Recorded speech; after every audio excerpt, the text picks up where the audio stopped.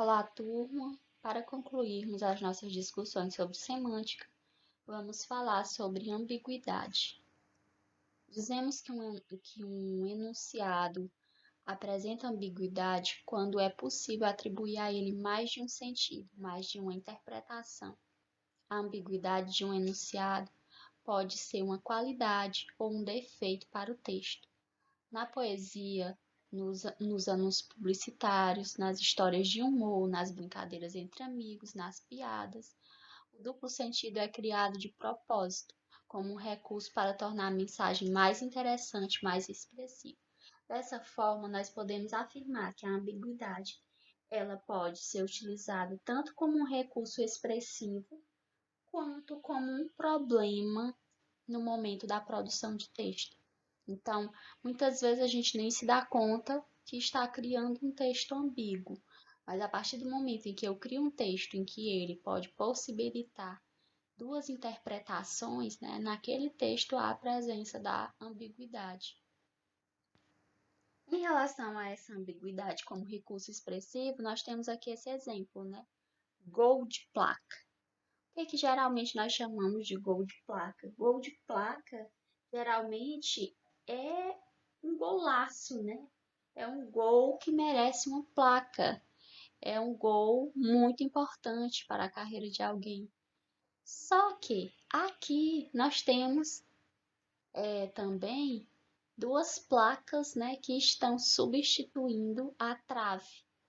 Então, qual seria aqui o sentido para a palavra gol de placa, né? Como é que nós podemos interpretar essa informação, gol de placa? Isso é um exemplo de ambiguidade, porque, de uma certa forma, aqui pode ser considerado tanto esse gol, que é considerado um golaço, né? Um gol muito bonito, como também pode ser considerado um gol de placa exatamente porque a trave é feita com placas. Temos aqui o poema Órion, de Carlos Drummond de Andrade, que diz o seguinte: a primeira namorada tão alta que o beijo não a alcançava, o pescoço não a alcançava, nem mesmo a voz a alcançava. Eram quilômetros de silêncio. Luzia na janela do sobrado. O que nós podemos observar aqui em relação a essa namorada? Que a namorada era como uma estrela, não é isso? Da constelação de Órion. E aqui há duas possibilidades de sentido para a palavra Luzia. Eu até destaquei ela em negrito. Por quê? Porque Luzia pode ser tanto uma palavra, né, que significa brilho, algo que emite luz, como também pode ser o nome da namorada, do eu lírico. Então, há essas duas possibilidades interpretativas para a mesma palavra. Um outro exemplo aqui é vendo o pôr do sol. E aí alguém pergunta, né? Quanto quer pelo pôr do sol? E ele responde, não está à venda, eu estou vendo o pôr do sol. O que causou aí a ambiguidade? Foi o verbo ver, não é isso?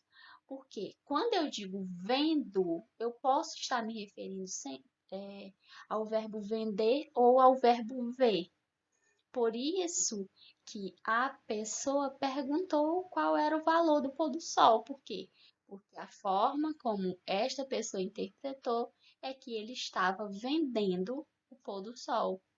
Porém, não era, né? Ele estava vendo, do verbo ver.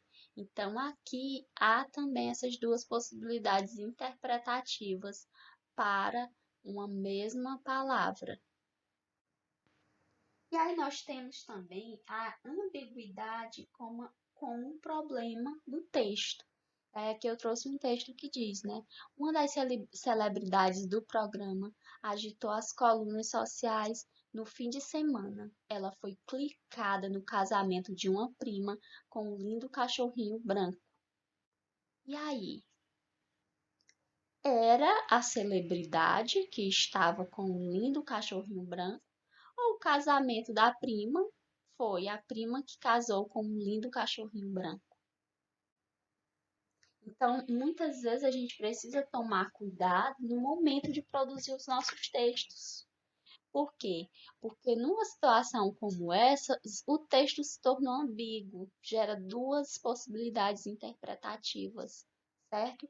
Então, no momento da produção, a gente tem que ter muito cuidado, buscar produzir um texto que não gere isso, né? Que não cause essa dupla possibilidade de interpretação. É claro que se for um texto humorístico, né, é até interessante fazer dessa forma. Porém, se for uma redação, por exemplo, um texto mais formal, a gente deve buscar ao máximo evitar essas situações que possam gerar a ambiguidade, ok? Essa foi a referência utilizada e um abraço a todos e todas.